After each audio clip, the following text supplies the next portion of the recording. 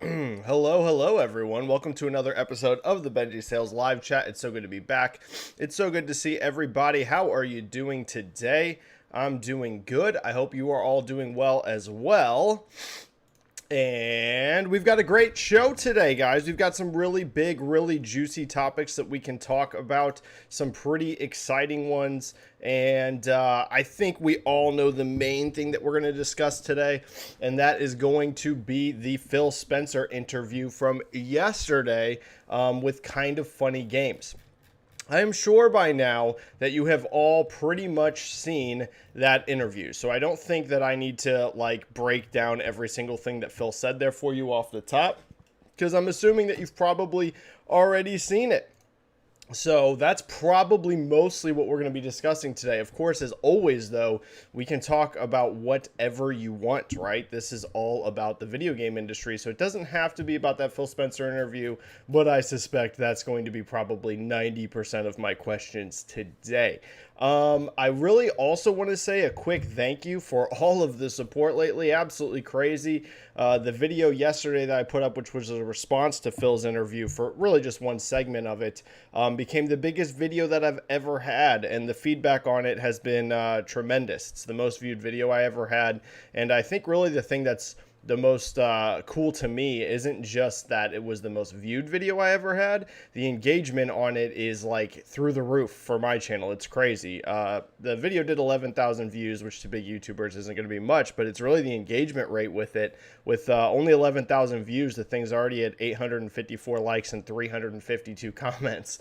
That's some pretty crazy engagement compared to view count. So thank you so much for that, guys. I really appreciate it. The YouTube channel has been just really popping off lately, and I really appreciate all of that so much. Yesterday was a pretty wild day for me. Not just because of the YouTube video. I had a whole bunch of stuff go down yesterday. It was a fun day for me, but it was an exciting day, but it was also a draining day. By the end of the day, I was absolutely exhausted. I had a lot going on yesterday, partially because of that video. A lot of things going on behind the scenes that were very cool and exciting. So anyways, like I said, I'm not going to really break down everything that Phil said in that interview. Go watch it if you haven't yet. Watch my response video if you feel like doing that. And we'll just dive straight into the comments and questions today, guys. Now, really quick off the top, if this is your first time as part of my live chat, because I do have a lot of new subscribers coming in, the way this works, it's a stream, it's a show, it's 100% driven by you. Your comments, your questions, you just drop them down into chat, and we talk about the latest news in the video game industry. There's going to be a couple ways to do that. First of all, of course, there is the free method. You just type a question, whatever you want, it pops into chat, and I get to as many free questions as I possibly can. I will warn you, however, that lately the chats have been growing so much that it's becoming more and more difficult to hit these free questions. I'm always going to hit as many as I can. However, it's becoming a challenge. So there's two other ways to guarantee that I get to your question.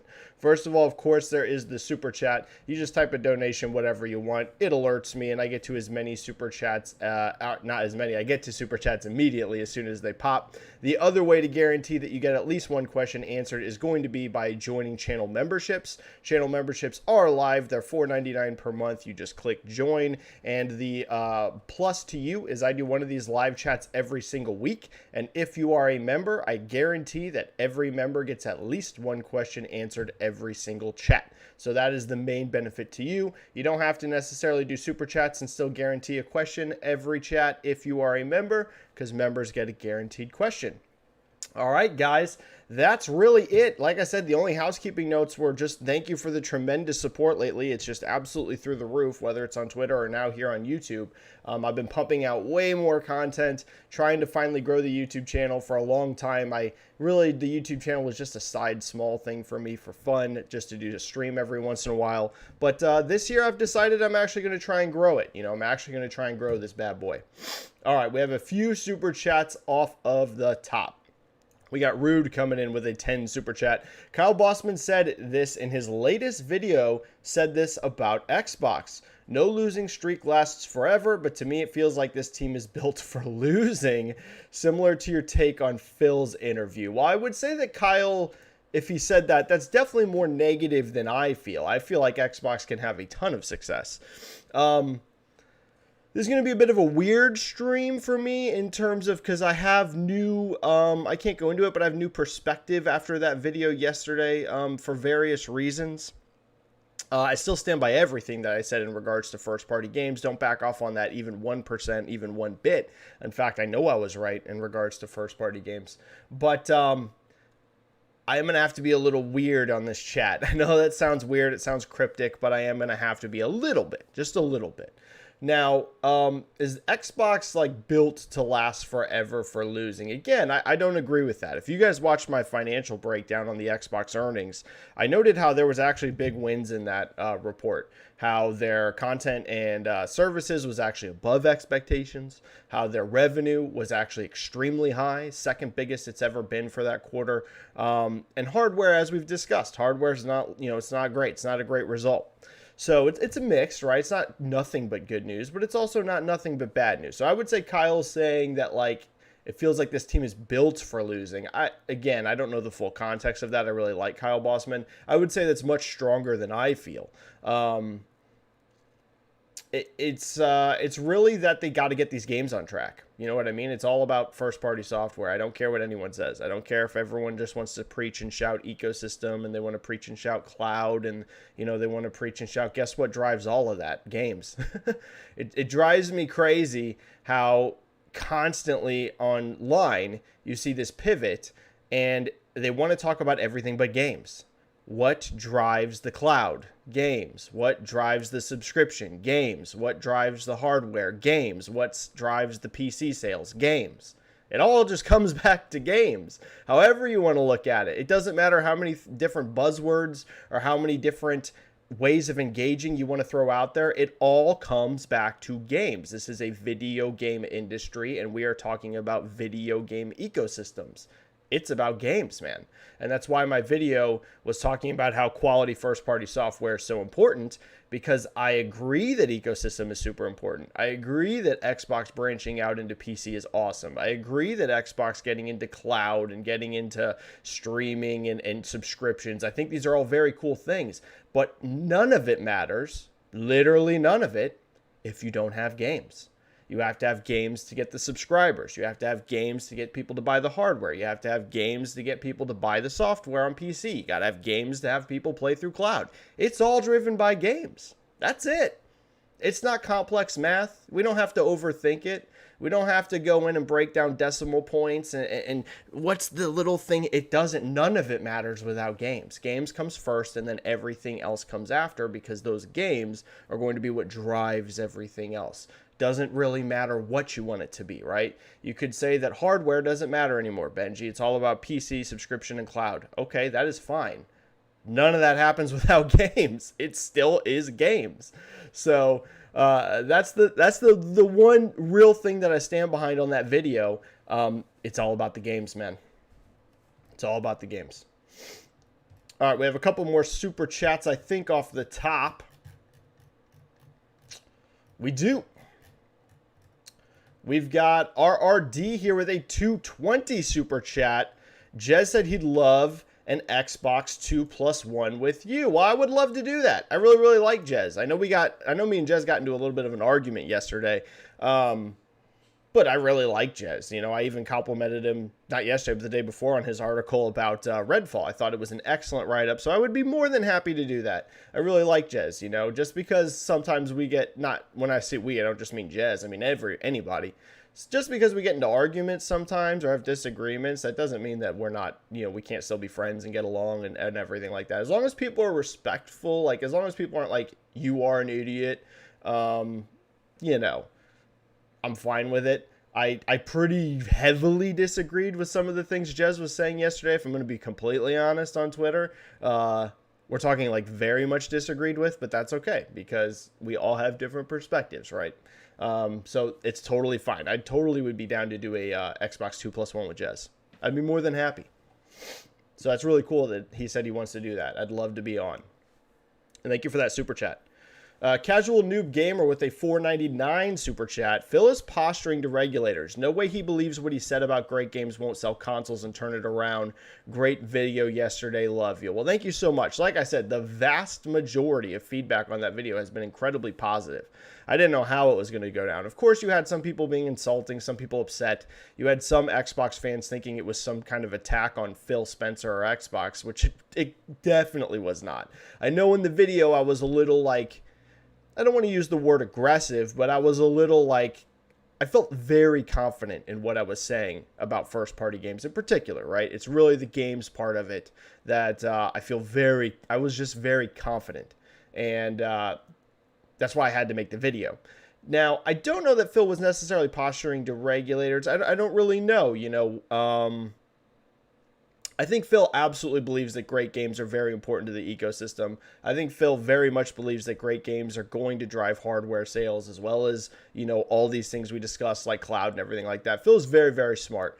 I think that, sometimes whenever you're live, things can get a little weird. You know what I mean? I think if Phil had time to sit down and because keep in mind, that was like an off-the-cuff interview. I watched the behind the scenes with Kind of Funny about it, and they were talking about how that interview was booked way before all this news came out, right? So Phil was kind of just thrust into this situation, not being prepared necessarily, in terms of you know what I mean? If all this news would have broke, let's say 3 weeks before he's on there, he has time to really think how he's going to say things and things like that. I think some of it off the cuff, he'd like to rephrase it if he could. I don't want to put words in his mouth, but, I know that some of those statements can be read, and I read them this way. That's why I made a video response on it. I know some of those can be read pretty negatively, right? You can look at that and be like, wait, is Phil saying that games aren't important and things like that? Like I even said at the end of my video, I was saying, I think Phil believes mostly what I'm saying is true. I think Phil mostly actually agreed with the things I was saying in the video. He might have some nitpicks, but I think that he really does believe that games are important. I think just in that setting, it might have just been a little thrown off. And I wonder if that video if that exact interview had taken place 2 weeks after Redfall and 2 weeks after the CMA blocking from where we were, if you would have just been a little more prepared and phrased things a little different. I think Phil had a very strong point that he was trying to make. He was really talking about how it's not just console and how, they can't necessarily just count on that their console sales are going to be past PlayStation or past Nintendo. I think that's the main point he was trying to make. And like I said in the video, I actually agree with that statement. I don't think, guys, I love Xbox. I can't see a scenario this generation where Xbox Series outsells the PlayStation 5 or, the incoming Switch 2.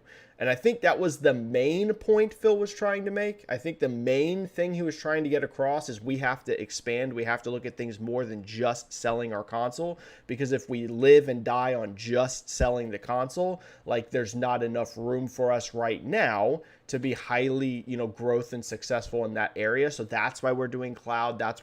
I think that's what he meant. Unfortunately, the way things kind of came out, whenever he was talking about how the great games won't get them there to number one, and the great games won't get them, this huge growth and everything like that. I think things just got a little messy in that segment because, like I said, it was the very end of a 40-minute long interview.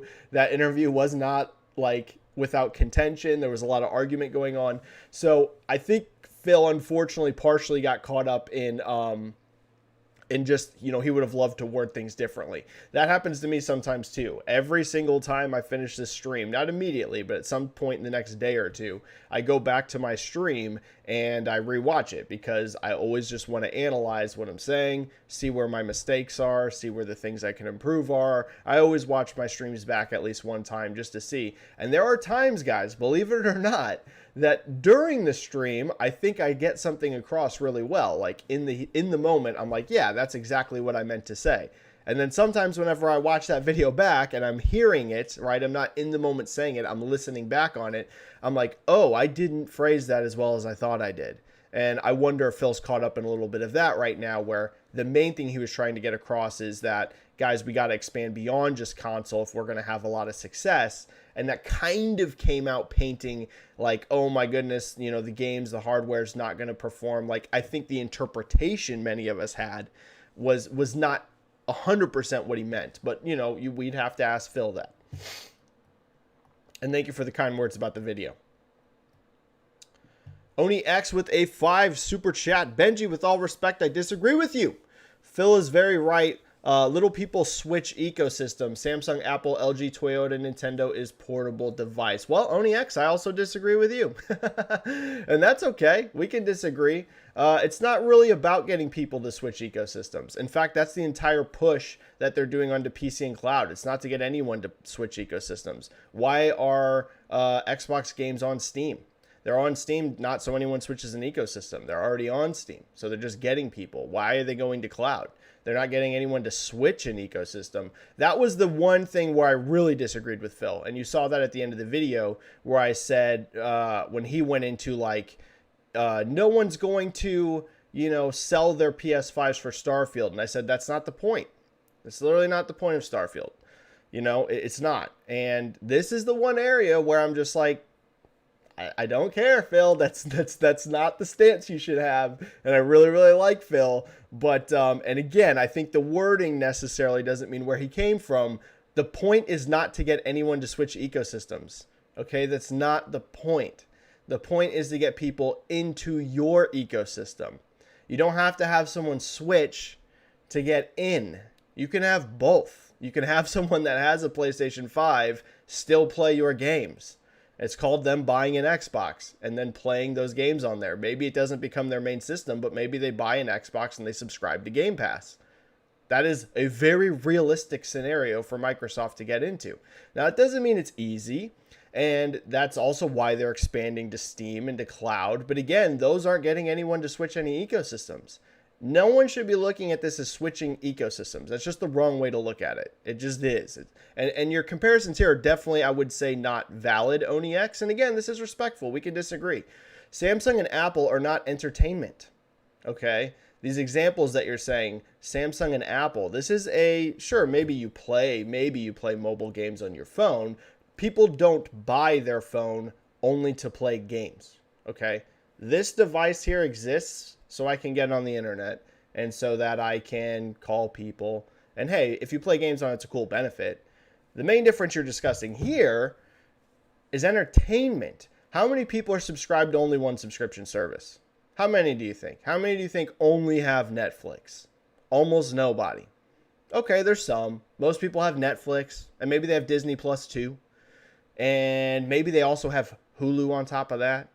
Maybe they got Apple TV. It all varies. But there's not many people that are just going to subscribe to only one subscription service. It's just not really the case of it. How many people, you know what I mean? It's all entertainment. Now, that's why you make it more accessible, right? Because I'm not telling you that getting someone to go out and buy an Xbox is easy. Or else, if it was super easy, consoles would not sell, you know, 140 million and 50 million to be record breakers. They'd be selling 300, 400, 500 million, right? It's not easy to sell a console. So that's why it's very important that they expand to PC. That's why it's important that they expand to cloud. But this idea that like gamers are only locked into whatever console they buy and they'll never engage with anything else is patently false. It's just not true. There's high cross ownership between Switch and PlayStation. A lot of people that own PlayStations, they also own Switches. In the PS 360 and Wii Gen, there wasn't many people that owned one console. I've seen the data on it. I've seen the NPD reports on it. There's not many people that just owned one console. Now, it's not 100% of people, right? It's not that 100% of people that own a PS5 are also going to buy a Switch or also going to buy an Xbox, but there's millions. And the whole point of something like Starfield is to get some of those people, maybe that own a PlayStation, to now also buy an Xbox. Or if they also own a Switch, now they're going to buy an Xbox. This idea that we have to be like, man, the gens reset, you know, and now everyone's locked into PlayStation and Switch and just, you know, we can't get anyone to buy Xboxes. It's not true. It's not true. It's not true, guys. It ain't true. Carlos here with his super chats. You might not be able to get them to make Xbox their main system, but an additional one. And here's the key. If they buy an Xbox and they sub to Game Pass, that's really all that matters. Who cares if they buy their third-party games on PlayStation? It don't really matter. If you've got them to get an Xbox console and start subbing to Game Pass, you win. That's all that matters, man. Carlos Moreira here with an 11. Hi, Benji. Don't you think Phil's defeatist attitude is just because he needs to be coherent with the line of defense Microsoft is following and their legal case to purchase Activision? Well, again, I don't know that Phil's actually defeatist. You know, I said in my interview that it kind of sounds that way. And I think it was, I keep saying this, and I even said it in the video, I think a big part of it is that he was in the middle of a heated interview. You know what I mean? It was. It wasn't the first topic they discussed either. And in fact, I think at this point, Phil had already referred to himself as Grumpy Phil. So it wasn't even the first topic. In fact, this was the very end. It had started off red hot with Redfall instantly and CMA blocks. And this comes at the end. So I even tried to say in my my response video, and I'm going to say it here. I don't know that Phil actually is feeling defeated in hardware. I don't know that he actually thinks that Xbox Series consoles can't sell amazing. I just think the wording definitely did sound that way. And again, sometimes the things we say don't come across the way we mean them. I literally can speak of that myself. There are times in my live chats where I go back and watch it and I'm like, ooh, that didn't come across how I thought it did. I would not be shocked at all if Phil rewatched that segment of the Kinda Funny interview and was like, oh, like my main point about expanding the ecosystem, I made that, but I did frame the hardware a little more negatively than I kind of meant it. That's entirely possible, guys. It really, really is. So I don't know that he's 100% feeling actually defeatist. The wording did sound that way. But that I don't know that he truly believes it. You know what I mean? We'd have to see. I would say if he really does feel defeated, he shouldn't. He shouldn't. And I don't mean that like in a negative light. I actually mean that encouragingly. I'm saying I'm encouraging Phil. If he feels defeated in hardware, man, you shouldn't feel that way. You really can sell a lot of Xbox Series consoles. Trust me, you can. You started off this generation with the fastest selling Xbox consoles ever. The only real reason that momentum lapsed is because the software output stopped. You can line it up, guys. It lines up. You can literally look at 2022, which is when their hardware started slowing, and what is the thing that lines up with 2022? There's some people that want to rush out and tell me that games don't matter. Guys, what happened? What happened in 2021? You guys tell me. 2021, they were explosive hardware growth. What did they have in 2021? They had Forza Horizon 5. They had Halo Infinite. They had a bunch of games. They had Flight Simulator. They had a whole bunch of stuff in 2021. When did the hardware slow down, guys? The hardware slowed down in 2022. What happened in 2022, guys? It's real basic. Everyone wants to always overthink all this stuff. You don't have to overthink it. 2022 hardware really slowed down for them. And coincidentally enough, 2022 is also the year they released no AAA first-party games. Guys, sometimes people want to make things more complicated than they are. It's not. It's a video game industry. People want to play video games. And the thing that differentiates an Xbox from a PlayStation isn't Grand Theft Auto, because it's on both of them. It's not Call of Duty, because it's on both of them. The thing that differentiates a PlayStation and an Xbox are Starfield and Fable. Those are the things that makes it different. And their business doesn't just live and die on hardware anymore. I'm 100% in agreement with that. I'm not saying that like getting Xbox consoles to 100 million needs to be their only priority. But I'm saying like, Phil, dude, you guys can sell, I'm telling you right now, you guys can sell tons of hardware this gen. I promise you. I promise you can do it. It's not like a theory I have. I know you can do it. If these games deliver and they're super, super high quality, Phil, I'm telling you, you're going to sell a lot of Xboxes. I'm telling you, you're going to. You might not believe me, but just watch, my friend. Just watch. You're going to sell a lot of Xboxes. Doesn't mean you're going to sell more than PS5. It doesn't mean you're going to sell more than Switch 2. But trust me, my guy, If Starfield is an 11 out of 10, like you said, just watch, my friend. You're going to sell a lot of Xboxes. I promise you. You know what I mean? It's like, I know you're going to do it, dude. Just the game's got to be good. Highlander001 with a 10 super chat. Hey, Benji, hope you're doing great. If Microsoft's June showcase does not knock it out of the park with games coming in 18 months, do you think there could be a change in management across the board?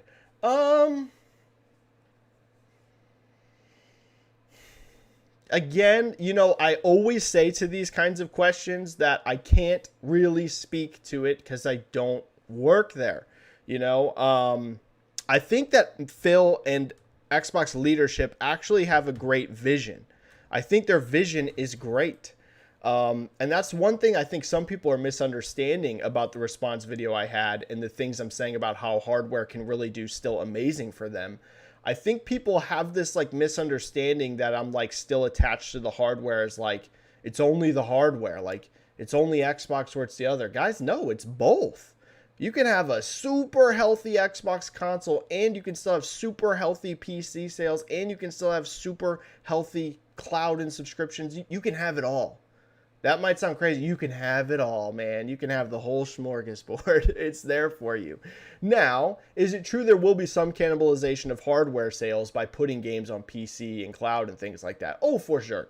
For sure. But I've talked about it with you guys this on the chat so many times. There is not a massive overlap between console players and high-end PC gamers. There's not. Again, I've seen the data. There's not. Now, is there some? Of course.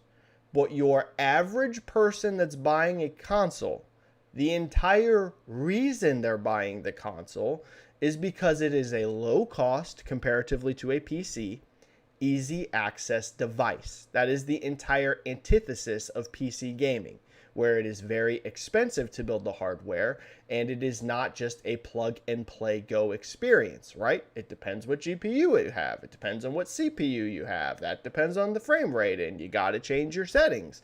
Guys, the average person that walks into a Walmart or a Target, they don't want to deal with that. They want to walk in, buy a $300 to $500 box, go home, plug it in, and know every game they put in it just works. The amount of overlap between someone spending $2,000 on a gaming rig and the person that goes out and buys an Xbox Series S is tiny. It is tiny. So is some overlap going to exist there? Sure, of course. It's not a ginormous, insurmountable amount, right? PC, in my opinion, and cloud are basically pure growth vectors. To me, neither one of those are giant cannibalization things. Some, sure. Giant amounts, no. They're just different markets. That's just the reality of it. So, you know, I don't think leadership there has a bad vision. They don't. The vision's great. You can have a very healthy console. You can have a ton of people playing on PC your games, and you can have a ton of people engaging on cloud. You can just have the whole thing. You can have the whole shebang. So I don't know that management needs to be changed in regards to vision, because I think the vision is correct. I think it's it's about the games. How many times do I gotta say it? They gotta execute the software, man.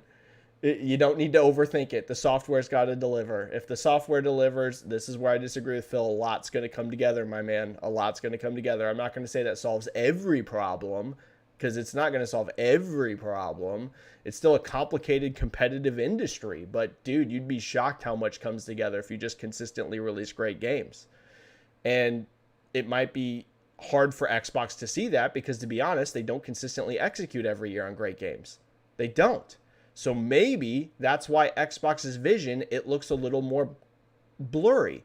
I'm telling you right now, if you ask Nintendo or PlayStation if delivering great games is the main thing that drives their business, I'm going to tell you that both pretty much agree. Now, PlayStation's going to be a little bit less than that, right? Jim Ryan's going to be crying about Call of Duty, of course, and Call of Duty and GTA push a ton of consoles for PlayStation.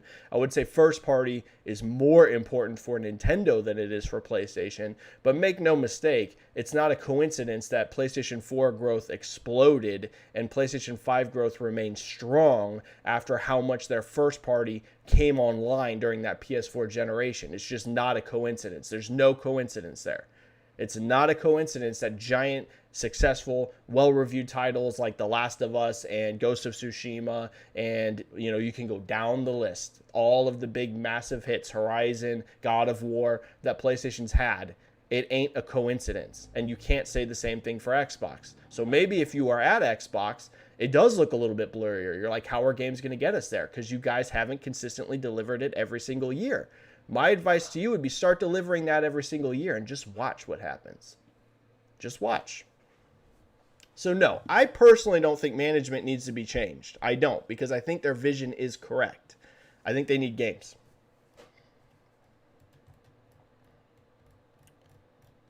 All right. More super chats.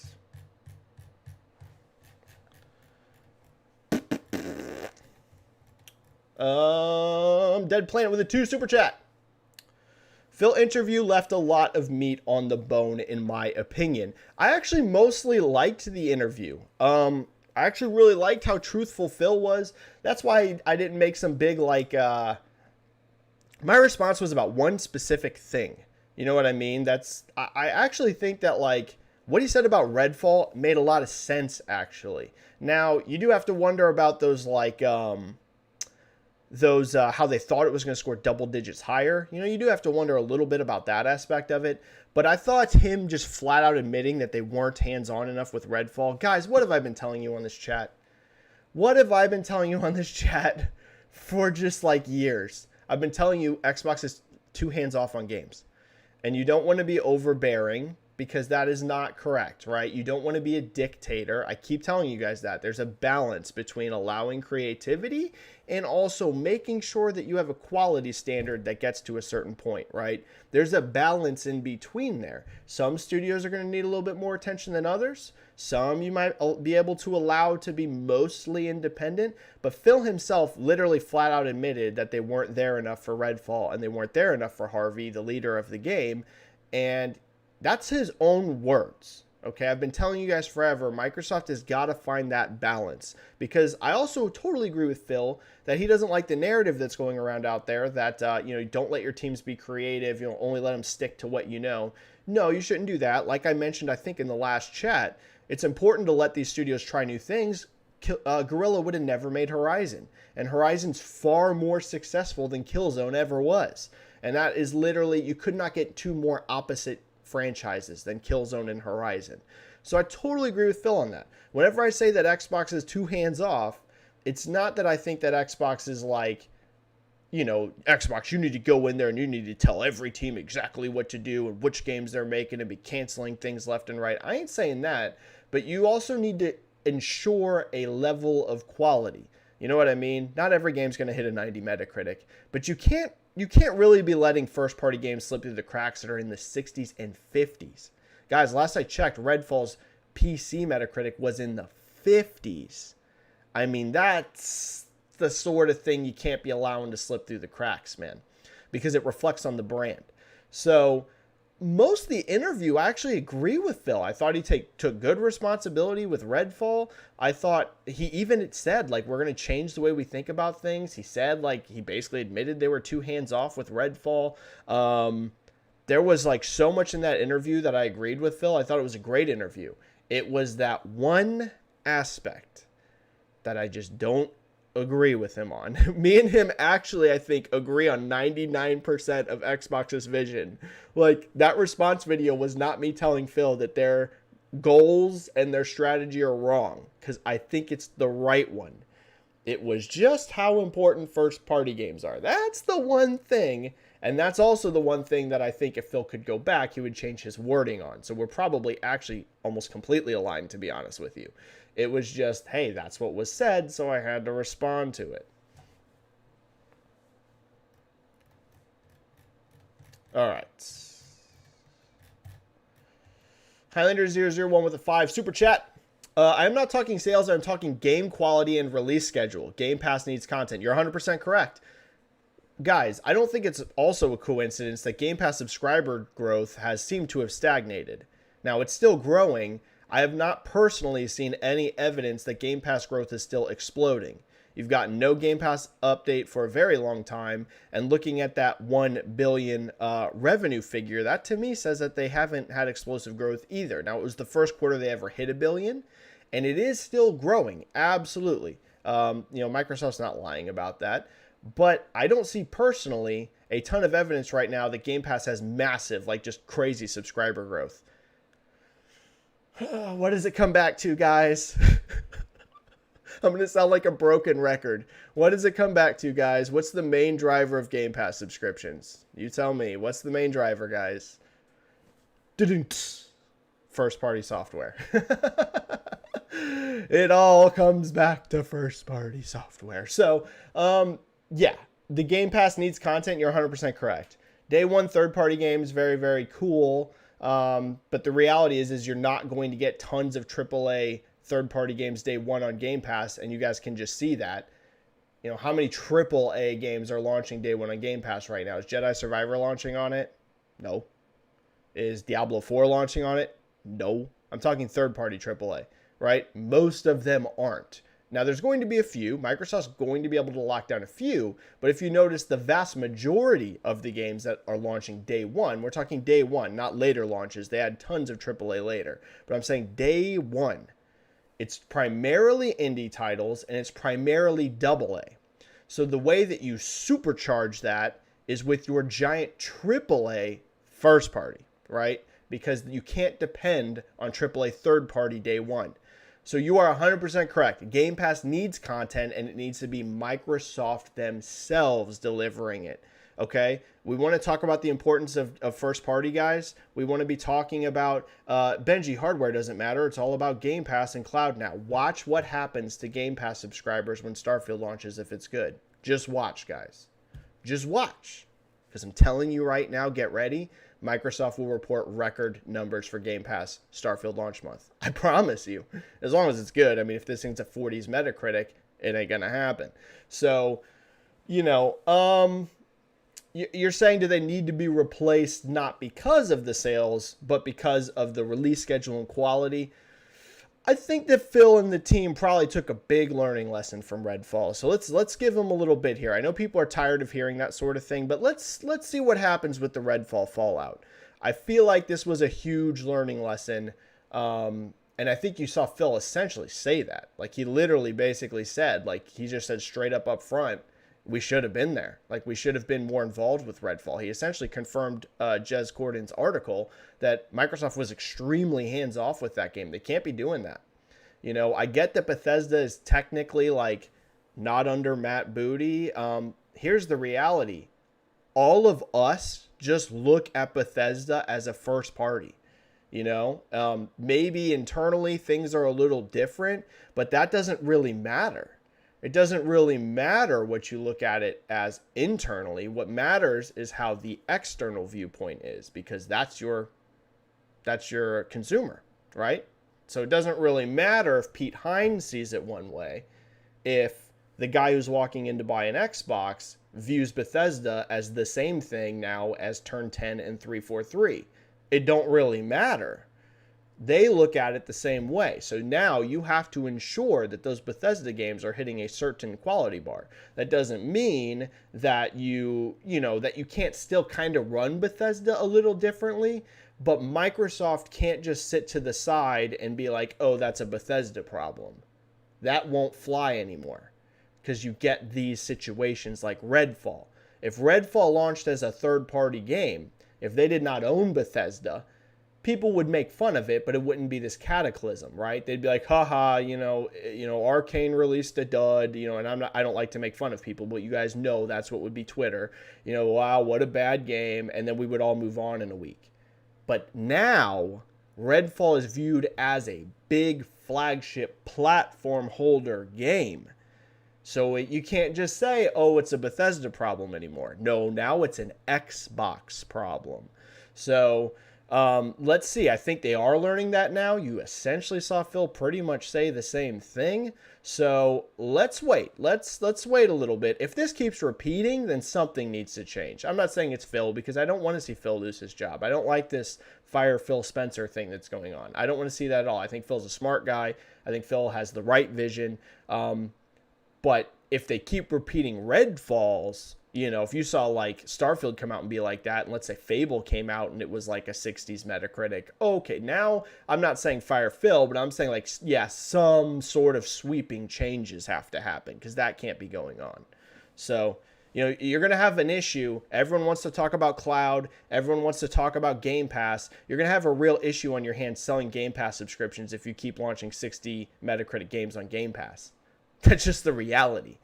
Good luck. How many subs do you guys think right now Redfall's driving? You tell me. How many people do you think are signing up right now to play Redfall with that Metacritic score and that user score, right? It'd be one thing if it was a huge difference between players and critics, right? That would be a whole different ballgame because we see things like that. We see that in movies too. Look at Venom, right? Venom got a horrible critic score, and yet it was a colossal success financially. So that would be a different scenario. However, Redfall is not that.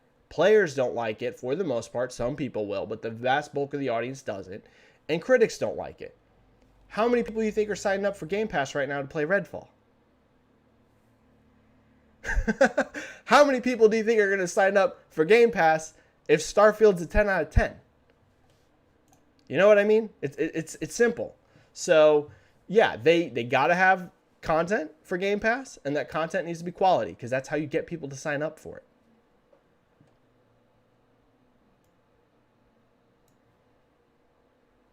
Kilver with a $19.99 super chat. Thank you. That's very generous. So you're going to tell me that if you start dropping 90 plus Metacritic scores, first party AAA exclusive blockbuster games consistently, that isn't going to shift for your console shares. It's definitely not impossible. Absolutely right, Kilver. It's not impossible. This was the one segment where I was just like, Phil, it doesn't matter, man. We can't be on the same page here. I just don't agree with it. I just flat out don't agree with it.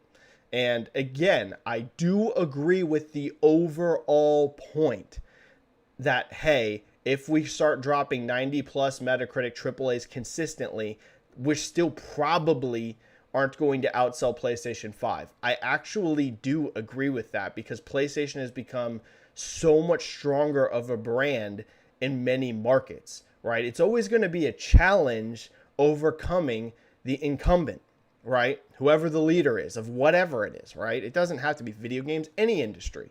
Overcoming the behemoth is never going to be easy, right? But what did John F. Kennedy say about going to the moon?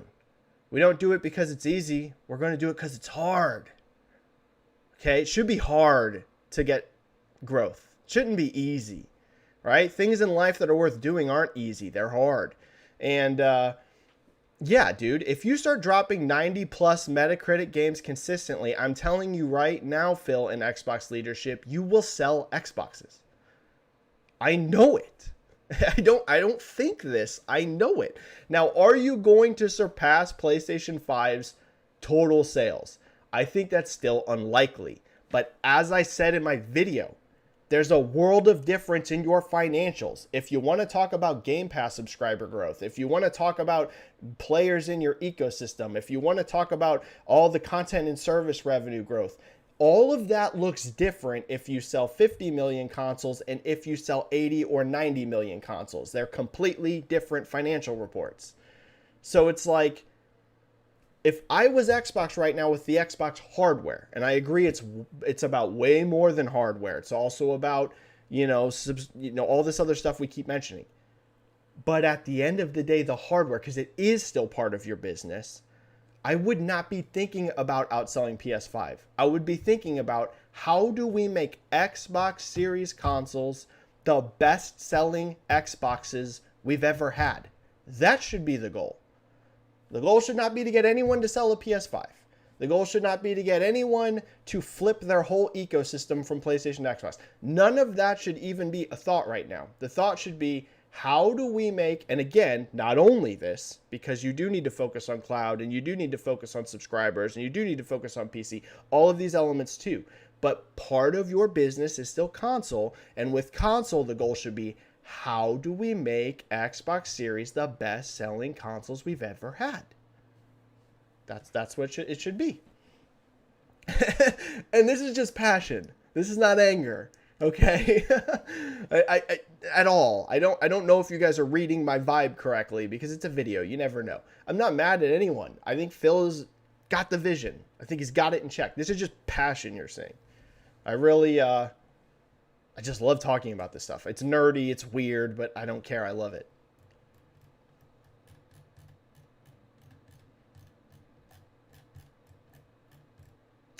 Dead Plant with a 5 super chat.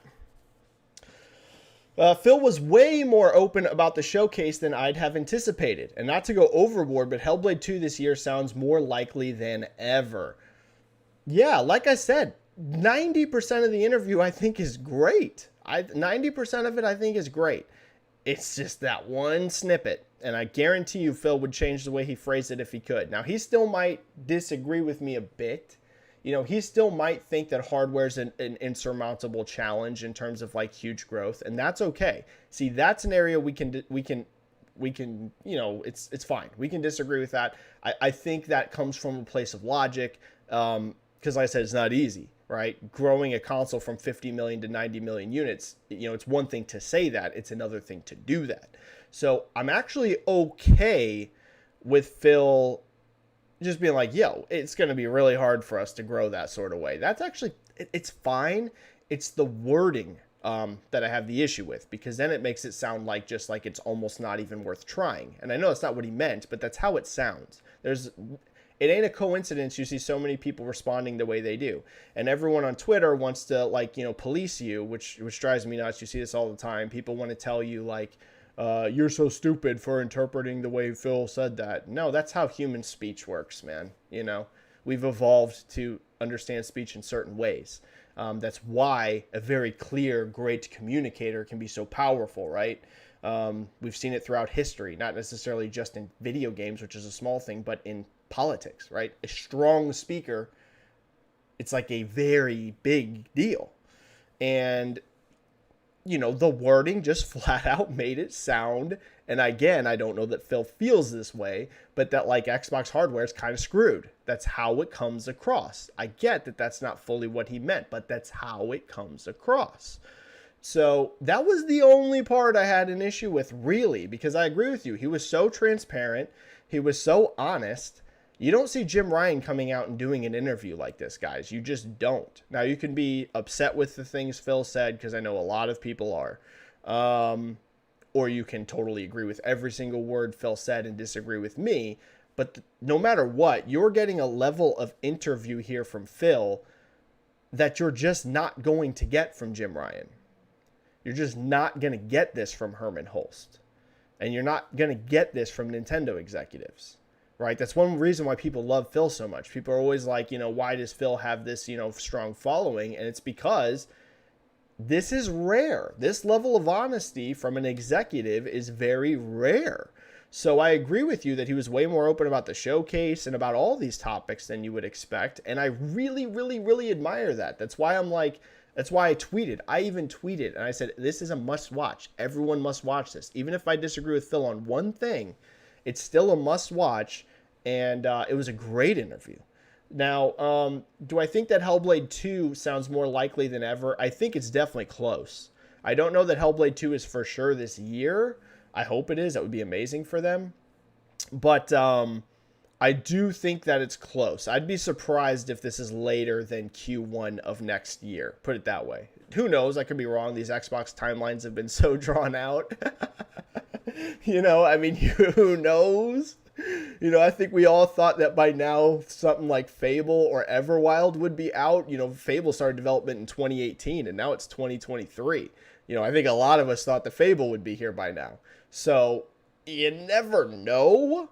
But I would say it does feel to me like Hellblade 2 is close. I agree. I do think it's close. JCat with a 5 super chat. I wish the XCast host, and great to see you, JCat. Thanks for helping mod the channel. I wish the XCast host had asked Phil Spencer if he had actually played Redfall pre-launch. It's a great question. I think that he probably did. I would suspect. I just don't know how much he played it. You know what I mean? Because it does sound like, from Phil's own words and from Jez's reporting, that Microsoft was fairly just hands-off with this game. I'd be shocked if he didn't play it at all. I'm sure Phil's going hands-on with every single first-party game. I'm sure of that. But, you know, we don't really know how much of it he played, right? He might have just tried it a couple times sporadically throughout development. Because here's the thing. The other issue I have is that people thinking that like Phil Spencer is going to have complete control down to the minutia of every game that launches at Xbox. That's physically impossible with how many studios they have and how many teams spread out throughout the world now. I get he's the leader of Xbox, but to me, and this is just to me, everyone can interpret it this differently.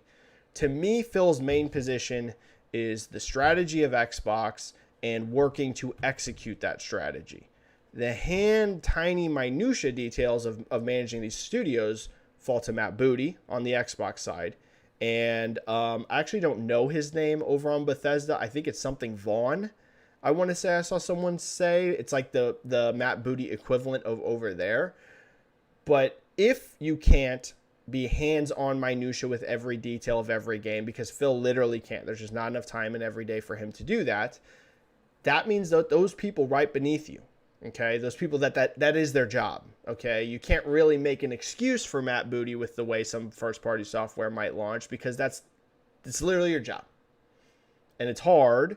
You know, sometimes I'm bad at my job and I get in trouble too. So it's not easy. And Matt Booty's job is harder than mine. But at the end of the day, you do have accountability for your job.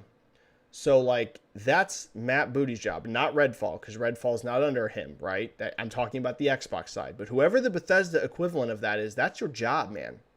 Your job is to guarantee the level of quality. And it ain't always going to be easy, even with oversight, even with the best leadership in place. Making AAA games is super, super, duper hard.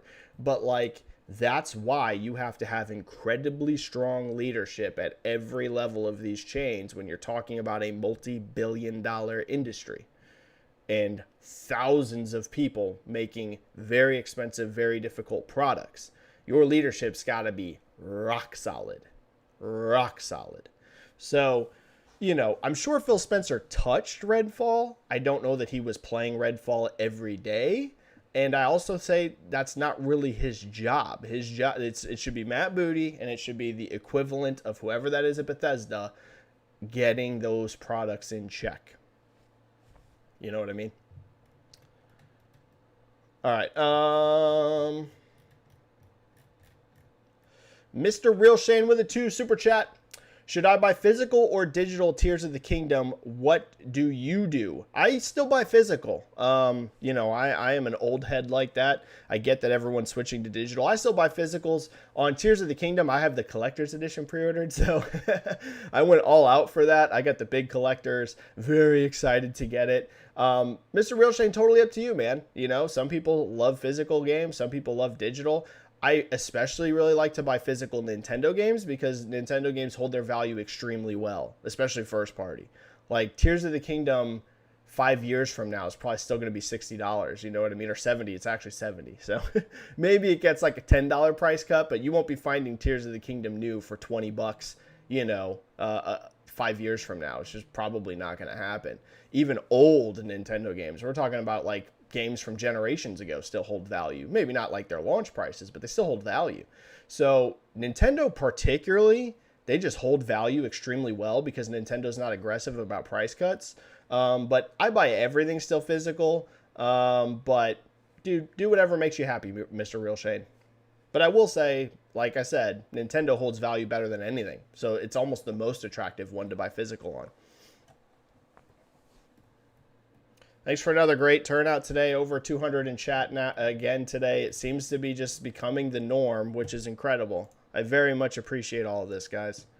And if you disagree with all with the stuff I'm saying, that's fine. You know what I mean? I'm not mad at you guys. We can all have disagreements. Just As long as everyone's respectful, we're all good, man. We're all good in the hood. Casual Noob Gamer with another $1.99 super chat. So much for boycott Twitter. It's the unsilent minority. Yeah, Twitter doesn't represent real life most of the time. I always try and tell you guys that. Most of the time, now I still love Twitter, right? I'm on Twitter like all of the time. And Twitter is still very useful for many metrics, but I always caution people, always. I'm assuming you're referring to Hogwarts Legacy, which has sold over 15 million units and generated over $1 billion already. I always tell people just be very careful reading too much into Twitter, because Twitter, especially people that are posting on Twitter, I think there's actually a lot of people that just read Twitter and don't really tweet that much. You know what I mean? I think there's a lot of people like that. So the people that are actually talking on Twitter are just very vocal. That includes me. I get on here and talk to you guys for like 2 hours, at once. Clearly, I'm a vocal person. So, most of the people that are just posting on Twitter, especially often, are just vocal people in general. That doesn't mean they necessarily are in their personal lives, but at least on social media, they're very comfortable just being out there. And there's probably a ton of people that are on Twitter that just want to read it for the news, and they're not really talking to you. So the slice that you're seeing on something, it doesn't have to be Hogwarts. We're talking about anything. Always remember this. The slice that you are seeing is only a part of actually who's on Twitter. And even Twitter itself is only a small part of the population. So you're looking at a very small sample size. Again, doesn't mean I don't think Twitter's important. Doesn't mean I don't think Twitter metrics are important.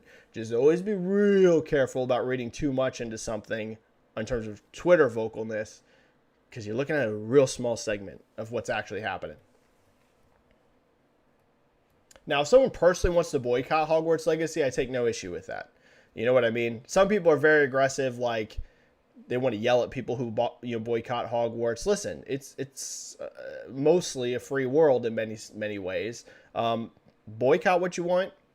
Don't boycott what you want. I'm not going to police you on that. Do what. Listen, it's your life, man. I'm not going to police anyone on anything, really, unless you're going out there being a psychopath. But other than that, whatever, man. Just live your life. Try and make it to the end of the day and be happy. But you have to be careful. You can't. If you looked at Twitter before launch, you would think Hogwarts Legacy was going to be this colossal bomb and no one was going to buy it. And we see that's just not reality. So that's just one example of you got to be careful. Rude with another 5 super chat, and then I gotta get to member questions because the super chats are off the chain today, and we're an hour and I haven't even gotten to members yet, which I'm thankful for. This is incredibly generous of you guys, but I gotta hit those members too. That's why people pay for memberships. Rude with a 5 super chat. Seems like Xbox might focus on quantity over quality. Do you think this is a great strategy? You know what I think? I think we need more games like Miles Morales. And I think we need more games like Uncharted Lost Legacy. That's what I think. Not just from Xbox, from everyone in the industry. Particularly, I would say platform holders. I think platform holders should be absolutely targeting these smaller and hi-fi rushes. Like, you should totally be greenlighting not indie level and not giant AAA level, double A level first-party games to fill out these cycles. Because with giant games getting so long, like these huge AAA projects that you're seeing take 5-6 years or whatever, I would staff up these studios enough that they could also have a secondary, like almost like strike team making a double A sized game, because that's exactly what happened with Miles Morales. It was just a chunk of Insomniac went off and went and worked on that, and while they were doing that, there was also people working on Spider-Man 2, and then once they finished Miles Morales, that Miles Morales team, a lot of them went on to start working on Wolverine. I'd love to see a lot more studios do this kind of thing, where it's like not everyone involved, right? If you're not, 300, 400, 500 people making this, almost like a double A sized games, and not constantly, right? I'm not saying it's like every studio must juggle one double A sized project and one triple A sized project, and have it be a rule of thumb. I'm not saying that, but I'm saying I would encourage studios like, hey, if you guys got like a strike team of, I don't know, 50 people or whatever, that want to spin off, and because not an indie size, right? Not necessarily like 9 or 10 or whatever. You can do that if you want, but also not like 400 people, right? If you've got 50 to 100 people that want to splinter off and do something else at these big studios, I know 100 people sounds like a lot. At some studios, it is. Some people, it's an entire studio. But then you also have giant studios like 343 was with like 500 employees. So I'm saying, you know, I'd love to see more of that because I think it really helps fill the calendar for platform holders. PlayStation, Xbox, you know, especially with some of these AAA games taking so long. I think it's a really nice way to get some of these smaller but still high quality bar experiences in the calendar. But, you know, we haven't seen much of it, so I could be wrong. Highlander001 with a 2 super chat. I boycott shellfish, but then I'm allergic to it. Yeah, if you're allergic to something, I would highly recommend a boycott. Thanks for the humor, Highlander. It's been a very serious conversation today. I appreciate the humor. Yeah, if you're definitely if you're allergic to anything in life, I recommend boycotting it. I recommend not buying that. Thanks for that super chat, Highlander. Thanks for the you know, a little bit of the funniness. Let's do a poll, guys. We haven't done a poll yet. What do you guys want to do a poll on? I love the polls. Let's do let's just do it. How important are big quality AAA first party games?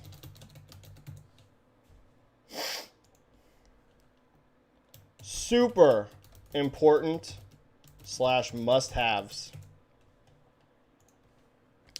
Kinda important.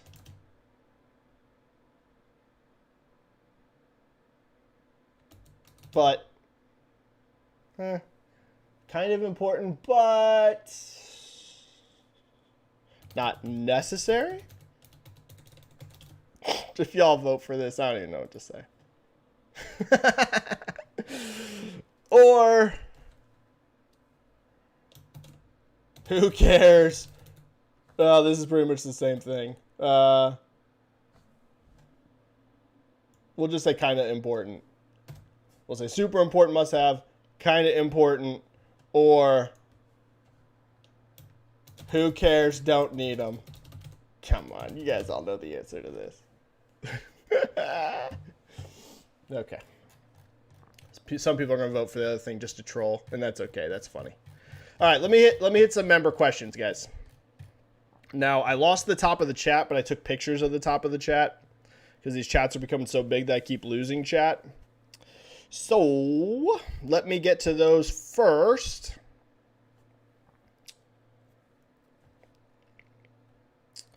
Out of the ones I got pictures of, Joseki had one that was a member question. Joseki said, "Hi, Benji. Great video on the Phil interview. I have a question on a tangentially related topic. I'm noticing that more people talk about Game Pass like a service for games of lesser quality. Oh yeah, this 6 out of 10 game is perfect for Game Pass and stuff like that. Don't you think this is potentially dangerous?" Yeah, 100%. Getting the general public to associate Game Pass with lower quality products. Thoughts? You're spot on. Like I said, how many people do you think are signing up for Game Pass right now because of Redfall? Right? And that's my counter statement to everyone that's like, you know, it's not really about, you know, games because Microsoft has Game Pass. How are you selling Game Pass subscriptions without quality games? Are you guys going to go out and spend $15 a month on a product if it doesn't have quality games?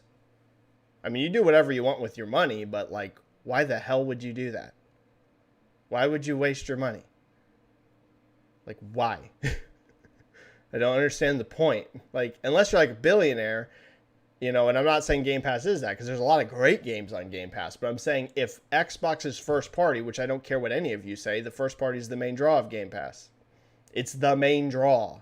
People mostly are subscribed to Game Pass to play Xbox games day one. That is the main reason. Okay? All the other stuff is great. But what makes Game Pass different than the PlayStation tiers? Xbox games day one.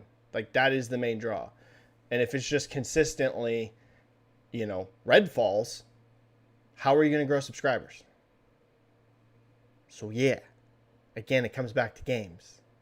Don't care what you say. So yeah, I'm not saying that it is associated with that yet, Joseki, because I think there's a lot of great games that hit the service. But if it consistently is stuff like Redfall, Game Pass will not grow. I'm telling you right now, bookmark this, whatever you want. It's not going to happen. Sam Rochter here was a member that said, Benji, if the next 3D Mario is an Odyssey 2, is there still a chance or even hope for Odyssey sequel to happen, maybe with co-op? Odyssey is so beloved, surely it will eventually get a sequel, right? You know, it's hard to say because Nintendo's kind of weird about Mario games in that they're often very different from one another. You know what I mean? You got a Mario 64 and then you got like a Mario Sunshine. You know, you've got the Mario Galaxy games and then you've got Odyssey. So it's hard to say. I would have greenlit an Odyssey 2 if I was Nintendo because, like you said, it's so beloved, best-selling 3D Mario game ever.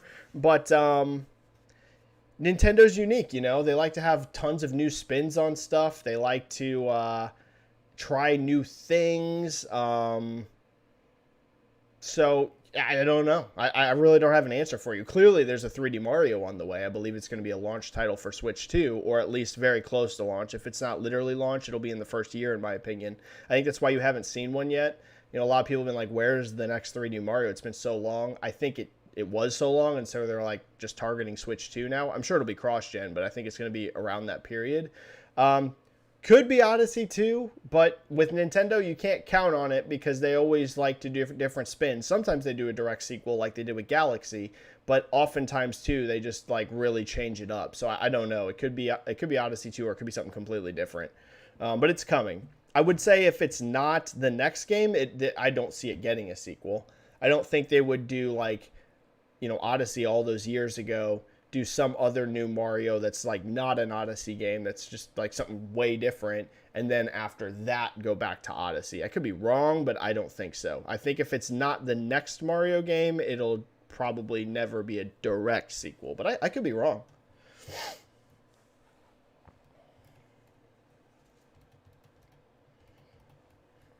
Oh, whoops.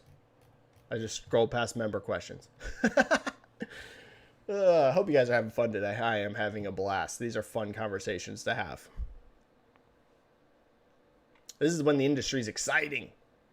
I know for not everyone it is, right? Some people don't care about the business side of gaming, which is fine. I actually totally understand that. Like, if you just want to play games and you don't care about sales, like, you know, this whole interview and everything we're talking about right now outside of, like, Redfall is like, I don't care. And that's fine. But for someone like me that loves like the business, this is all fascinating.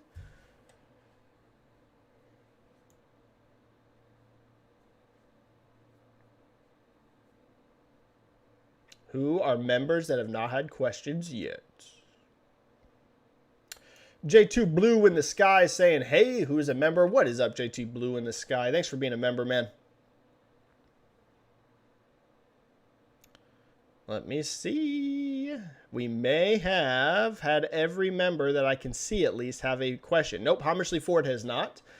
Hammersley Ford, wow, your video got over 10,000 views, Benji. That's great. A new milestone. Yes, it is. It's my biggest views ever for a video. That's the most I've ever had on YouTube. You know, we talk about it all the time. My YouTube is so small compared to my Twitter. Like if I posted a video clip of that, you know, you can't post 30 minutes unless you're blue, you know, on Twitter Blue, which I'm not. If I posted a clip of that on Twitter, it would have like 50,000 views in like a couple hours. But, you know, my Twitter is like totally way bigger than my YouTube. So yes, my that is the first YouTube video I've ever had that did over 10,000 views, which is super cool. Yeah, I really appreciate it. And like I said, the thing that's crazier to me isn't really the view count. You know, to big YouTubers, that's nothing. It's the engagement. The engagement on that thing is nutty. Like, engagement compared to view count. Like, right now, that video is at 11,000 views and it has 860 likes and 355 comments. That's wild, man. That's an almost 10% like to view rate, which is high. Like, that's high, dude. So, I'm not saying it's like a great video. You guys could hate that video. But I'm just saying, like, the actual engagement ratios are pretty crazy. Which I... What? Wow, because I was looking at it, it started playing. That's funny. That's funny. But yeah, I appreciate it. That is the biggest video I've ever had on the channel. Jacob Novik here. Member question. Just want to say Xbox just got Fallen Survivor and Ghostwire dynamic backgrounds. Oh, that's sick. I like that.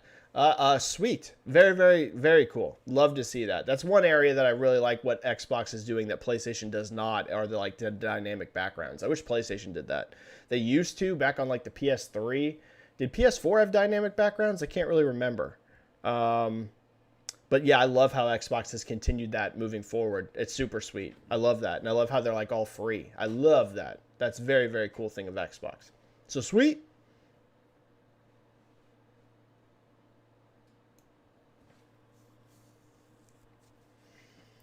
And Jacob says, I also agree with you. People need to get interesting in Xbox games to buy an Xbox, not sell their PS5s or Switches. Exactly. And like I said, that doesn't need to be the main priority. Like, I'm not saying that Phil and the team need to be sitting in the offices right now saying, like, we must steal PlayStation and Nintendo gamers. Like, no, because that is a challenge, right? That is... all of this when I'm saying, like, you want it to be so attractive that someone with a PS5 comes out and buys an Xbox. I'm not saying that's like the end goal of your whole business, but I'm saying like it's a real thing you can do. Like, you know what I mean? These big exclusives, people buy a Switch alongside their PlayStation 5 so they can play Mario and Zelda. Like, that's the whole reason they buy it. If you own a PS5, and there's a ton of people with PS5s that also own Switches, they're not buying that Switch to play Fortnite. It plays way better on their PS5. You know, maybe there's like 2 people that do that, but most people, if you own a PS5 and you're like, dang, I want to get a Switch too, it's so you can go also play Pokemon, which isn't on your PS5, or it's to play Zelda, which isn't on your PS5. Like, Xbox should 100% be wanting to get those people that own a PS5 to be like, dang, I want to get an Xbox to play Starfield. You know what I mean? Not the only goal. You also want to focus on growing PC, and you want to focus on growing cloud and all that, and Game Pass subs. That's all important too. But you want your hardware to also be so attractive that people also want to buy that.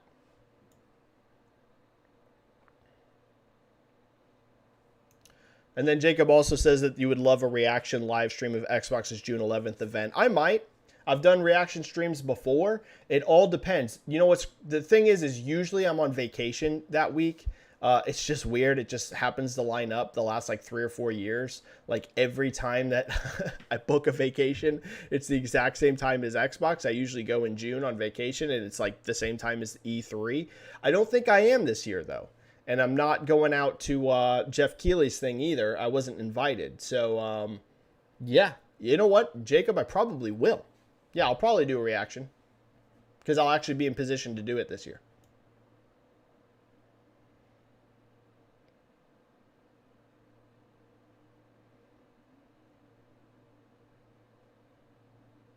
MD, member question here. Benji, how does it feel knowing you've made it? Please don't forget about all of us peasants on your rise to the top. You're an industry icon at this point. Keep going, my guy. Love watching you succeed. Well, you're gassing me up a little bit too much, MD. I'm definitely no industry icon. I really appreciate that, though, man. And I don't know about I've made it or all of that, but hey, I appreciate you gassing me up, my friend. I will say that something happened yesterday, which I can't go into. You know, this is something I need to keep private, but it was like, if you are someone that is wanting to do something right in life, you're trying to accomplish something, it doesn't need to be sitting online talking about video games. It could be a musician, right? And that first time that you play a song, that's very, very hard, and you get that like validation feeling. You're like, wow, I did that. Like, that's very, very cool that I made it, like, to where this situation could happen. Or maybe, you know, you work very, very hard at your job at work, and suddenly you get recognized for it, right? In a big way. Not just like someone pats you on the back and they're like, hey, cool, dude. But like, you know, people take note. They're like, wow, dude, like, you know, the boss brings you up. And he's like, you've done so good at work, man. You know, we're giving you a bonus or something like that. It's like validating. I had a moment like that yesterday that I have to keep private. But it was that sort of moment for me, you know, and it was very cool. It was a cool experience. I don't know if I'll ever get that experience again. It could be a total one-off. But, yeah, it wasn't really like, you know, the video getting views. I saw some people thinking it was the Tom Henderson comment, which was very nice. Tom Henderson was on Twitter saying that like I need to be in the industry more and I have great insight, which was super cool.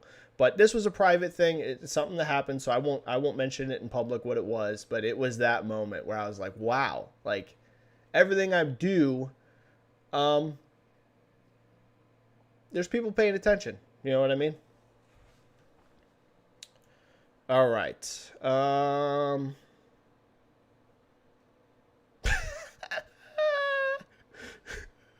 not gonna read that. It's funny though. I ain't gonna read it. It was funny.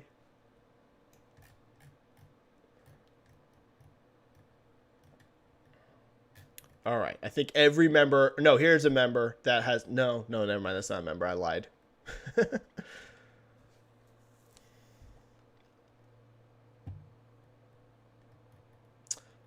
J2 Blue Sky says they are important, but it's not needed for every game to be AAA. Just my opinion. No, you're right. You're right. Not every exclusive needs to be a AAA sort of product, right? I only put it in there because I think that they are super important to have. But no, you're spot on, J2 Blue Sky. Like, I still think it's important for Xbox to be making stuff like Pentiment. Pentiment was small, but it was awesome. Like, that's very cool that they allowed a team to do that. So it's just like Pentiment itself is not the sort of game that Phil is right. Like, if you launch 10 Pentiment-sized games and they all get 90s out of 100, Phil is totally spot on. Like, I would agree with him 100% that that is not going to have a meaningful push on hardware. You're going to get some people to buy them. You know, you're going to get some people, but yeah, it's not going to be these 90-plus Pentiment-sized games that are going to have a big hardware impact. I still think, like, I agree with you, J2 Blue Sky, they don't all need to be AAA. Those things like Pentiment are awesome because they allow your teams to be creative, and also, even if they're not big, you'll have some audience that really attach themselves to it and love it. But big quality AAAs are important, like the Starfields, because that's what's going to get people to sub to Game Pass. And that's going to get people to buy an Xbox. You know what I mean? Pentiment itself, I doubt it drove very many Game Pass subs. Just watch what Starfield's going to do. So that's why they're important to have some, but they don't all need to be that. You're right. I agree with you on that, J2.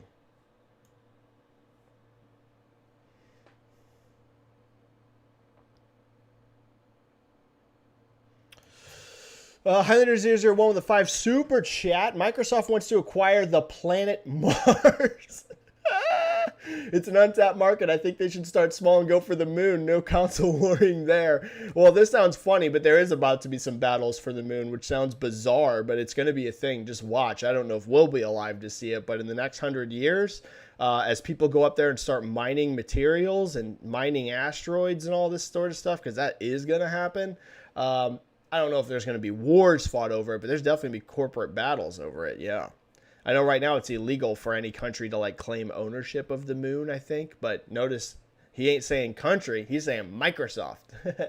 People are going to go up and start mining stuff. So, again, I don't know if we'll be alive. You know, hey, fingers crossed we all are. But this could be 150, 200 years away. But time marches on, my friend. And at some point we'll be doing it.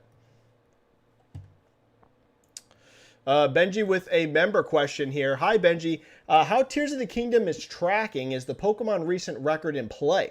And it seems that Tears of the Kingdom bundle doing great. Can we expect Switch on top of NPD in May? This is fascinating because this is something I changed my mind on. Yes, Benji, I do think that Switch is going to be on top in May. I had said I have a very small private Discord with just a few friends of salespeople. And in there, I can't remember if I said this publicly or not. I might have on one of these chats, but I knew I said it in there at the beginning of May. I was like, or not May, at the beginning of April, because that's actually when the Tears of the Kingdom bundle hits, Benji's April NPD, not May. I expect them on top in May as well, by the way. April and May, I think Switch will be number one. But I actually wasn't that way at the beginning of April. I was like, PS5 has so much momentum right now. I just can't see it because PS5 had colossal, Q1. And that was something that changed throughout April. I really feel that Zelda's having an impact already on hardware in a way I did not expect. And also, I think Mario actually did move some consoles. From what I can see, it seemed to be a bit delayed. I didn't see a giant Switch boost like the weekend Mario came out, but I noticed like it did look like it was picking up. So I believe Switch will be number one in April and May, and I think that's the last time it ever happens. Yeah, I think you're going to get one last hurrah of Switch at number one in both April and May. Could be wrong. And in Europe, I'm not commenting on Europe here, guys, because I don't know. I wouldn't be surprised, actually, if PS5 is number one in Europe. But in the US, I think April and May actually are Switch number ones. And then after that, it's probably the last time. Now, in terms of, until Switch 2, of course. And in terms of Tears of the Kingdom tracking, I am still sticking with what I said. I think it's going to be a bit under Pokemon Scarlet and Violet, but I could be totally wrong here. Scarlet and Violet is over 20 million for its quarter, and that was during the holidays, and you usually ship like really aggressively during the holidays on software because you want that available on store shelves, you know, in November and December for gift givers. You don't want that not being there. So I'm still going to predict that Zelda Tears of the Kingdom is just a bit under Scarlet and Violet, but extremely high. By far, it'll be the record for Zelda. By far. No Zelda will be even close. And it's going to be right in there. It's going to be right in there. But I am still right now predicting just a little bit under that Pokemon number.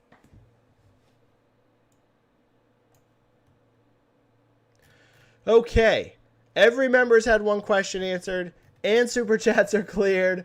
I can go for about 10 minutes on free questions. All right. I took some pictures before we started. I apologize to the free questions. Like I keep saying, guys, that's why you got to get the memberships.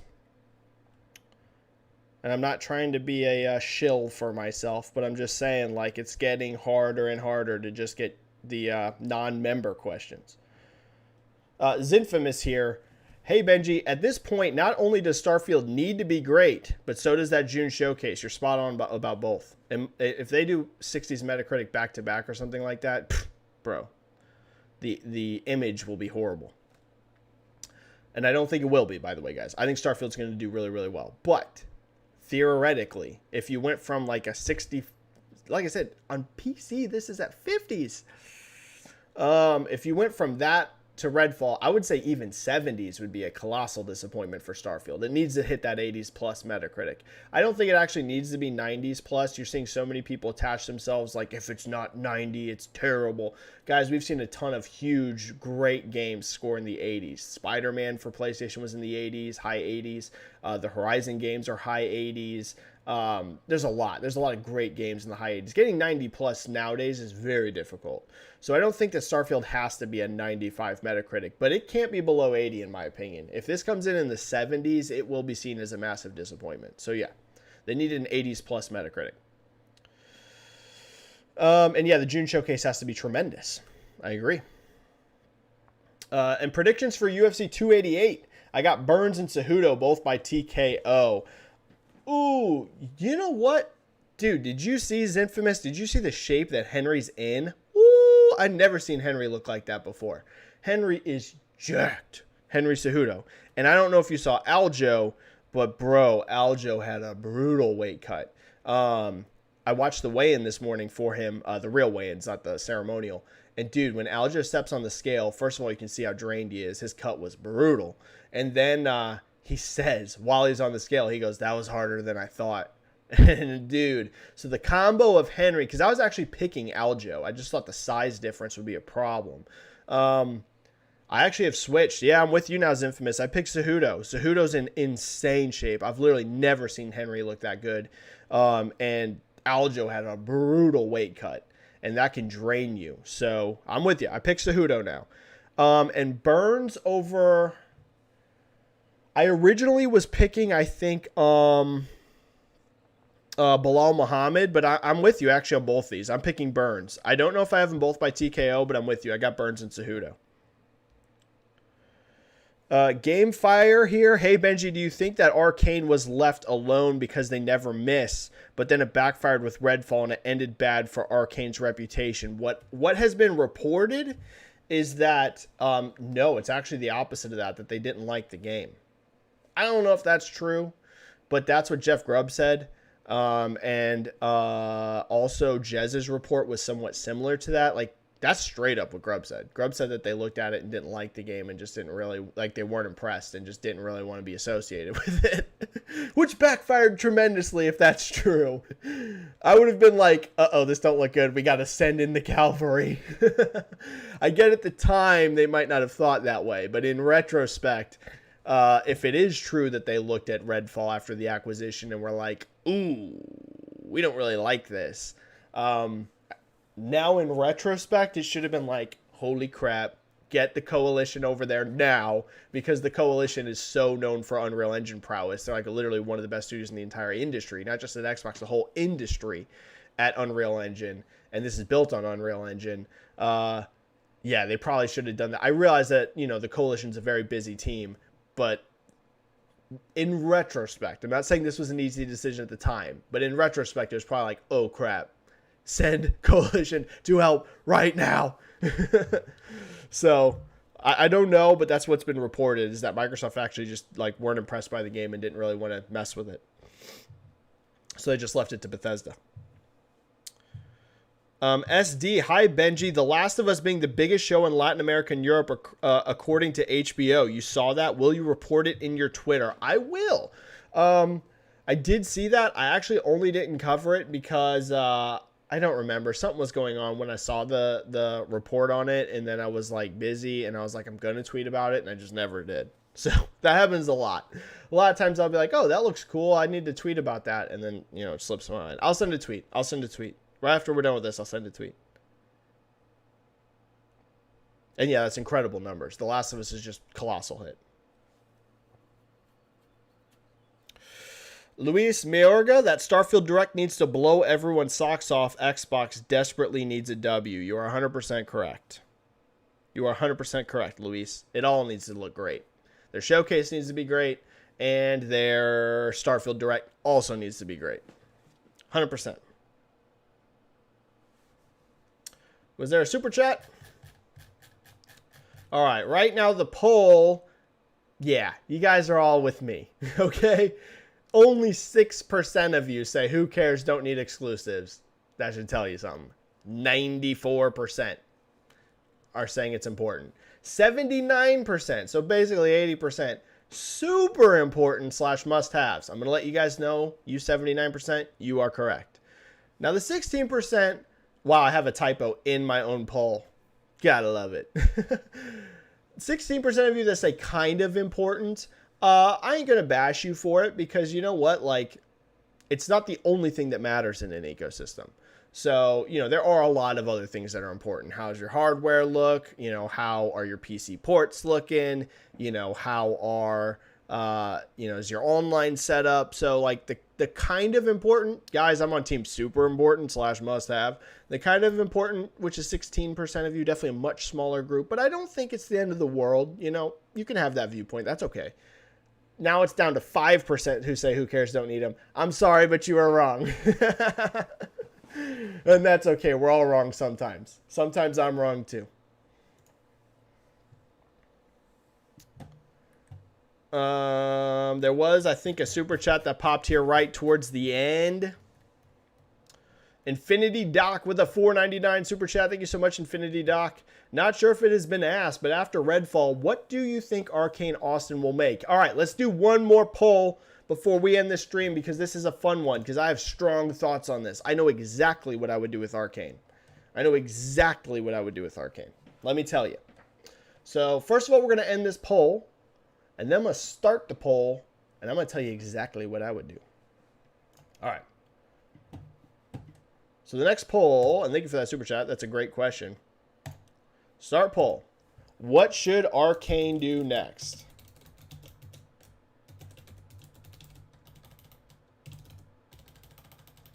Now, one thing I'm going to completely leave off of here is fix Redfall and improve Redfall, because we all know that. You know what I mean? We're talking about next. We're not like, hey, get Redfall in a good shape. We're talking about what is this studio doing next. And, by the way, actually I'm going to clarify, because Arcane is 2 studios, by the way. Arcane Lyon is not responsible for this at all. They're making a different game. That's the team that made Deathloop. It's one thing that makes Arcane a little different. They have like literally 2 different studios, not 2 different teams, 2 different studios that are entirely in different places of the world. So, which is fairly abnormal. Not all, there are studios like that with like satellite teams and stuff, but this is like 2 full teams in 2 different studios. So what should Arcane Austin, because that's who's responsible for Redfall, do next? I'm going to give you 3 options.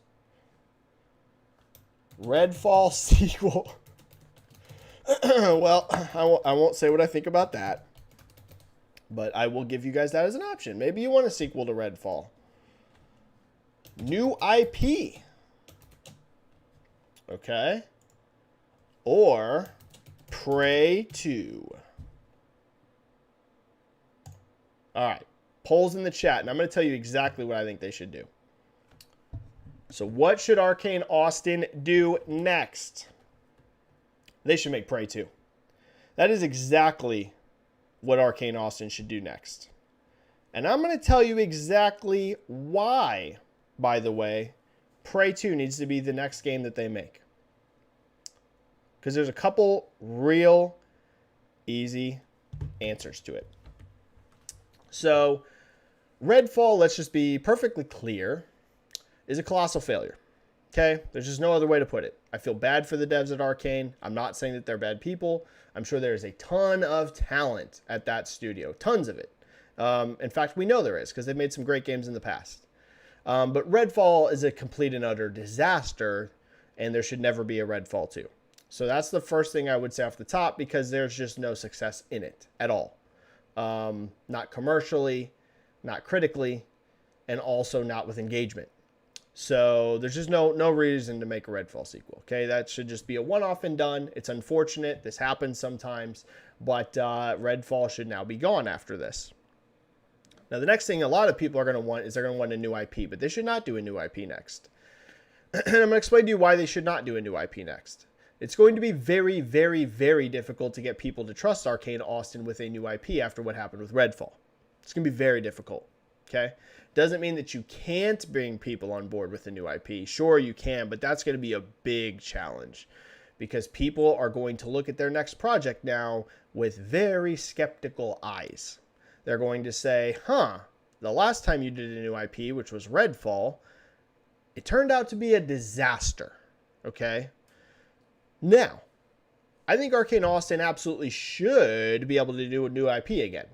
So this isn't me saying, Arcane Austin, you're now put in the corner and you can never make a new IP. Not at all. It's just I wouldn't do it next. Now, let me explain to you why Prey 2 is the game that you have this studio make next. Prey 2 is very unlikely to be a massive commercial hit. But what Prey 2 is the exact shot in the arm that Arcane Austin needs to gain goodwill back. And whenever you have a situation as disastrous as what Redfall is, you need to earn goodwill back. And the quickest way to do that is announcing Prey 2. Now, Prey 2 is not going to be a huge commercial success. So this is going to be one of those scenarios that as a platform holder, you're just going to have to eat it a little bit, okay? In terms of like sales. You're just probably going to have to eat it a little bit, but that's kind of the purpose of being first party. Sometimes you just kind of tank that financial hit a bit. You don't want to make it too extreme. You don't want to be like, wow, we lost billions on this game. That's a very bad idea to run a business. But you know what? It's a situation where it's like, hey, we can announce Prey 2. It has a very hardcore following. It's not a huge following, but it's a hardcore following. And those hardcore people, Arcane guys, don't have a big following at all anyways. So who cares if it's a huge, giant commercial success? Because we're not talking about a studio that's made commercial hits anyways, right? It would be a little more questionable to take a studio like, let's say, The Coalition or 343 and have them work on a game that, or Bethesda Game Studios, and make them make something that might be kind of niche, because those are studios that really can have big successes, right? We've seen Gears of War be a huge franchise. We've seen Halo, through its ups and downs, be a huge franchise. We've seen Bethesda Game Studios make these giant RPGs that people love and sell millions. But Arcane's never done any of that, any of it. They've never had a huge hit. The closest hit they've ever had is Dishonored 1. And Dishonored 2 wasn't even a huge hit. So that's why you go straight to Prey 2. You're going to get people instantly on board with the studio again. Because it's a sequel to a game that most people that played it loved. Wasn't a huge critical success, but this was one of those cases that was inverse. You know, I talked about how Redfall wasn't inverse. Redfall, the critics didn't like it and the players didn't like it. Prey's like the opposite. Critics were like nowhere near as negative as they were on Redfall on it, but they didn't love it. Last I looked, I think it has a 79 Metacritic, which is still way above Redfall. But most people that played Prey loved it. So you come out, not instantly, you let the studio get cooking with some gas. You let them start developing the game. Whenever it's ready for an announcement, you come out and you announce Prey 2. And if that does well for them critically and with players, not necessarily a huge commercial success, then you say, okay, now you guys can do a new IP again if you want. But I would not do a new IP. I would not. I would go straight to Prey 2. I think a new IP would be a mistake. But, you know, to each their own. I think you're going to have some difficulty getting people on to trust Arcane with a new IP. Now, Leon can do whatever they want. Deathloop, massively critically reviewed well. Dishonored, again, not a huge commercial success, but most people consider Dishonored 1 and 2 amazing games. You can kind of trust Arcane Leon to just do whatever.